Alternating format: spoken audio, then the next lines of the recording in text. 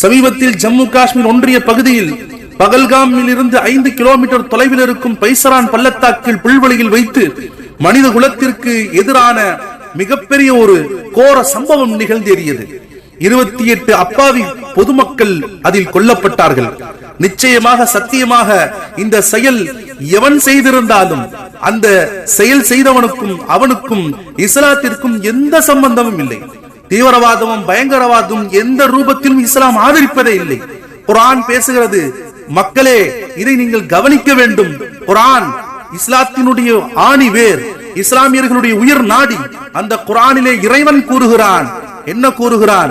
மன் கத்தல நஃப்ஸன் பிகைரி நஃப்ஸின் அவ் ஃபஸாதின் ஃபில் அர்லி ஃபகஅன்னமா கத்தல الناس ஜமீஆ.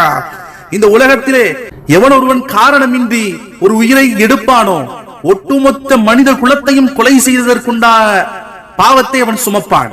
ஒட்டுமொத்த மனித குலத்தையும் சமுதாயத்தையும் உலகத்தில் இருக்கக்கூடிய மக்களையும் கொலை செய்தவனை போலாவான். எவன் ஒருவன் ஒரு உயிரை காப்பாற்றுவானோ அவன் ஒட்டுமொத்த மனித சமுதாயத்தையும் காப்பாற்றியவனை போலாவான் என்று குர்ஆனிலே வல்ல ரப்புல் ஆலமீன் உலக முஸ்லிம்கள் நம்பக்கூடிய திருக்குர்ஆனிலே சொல்லப்பட்டிருக்கிறது.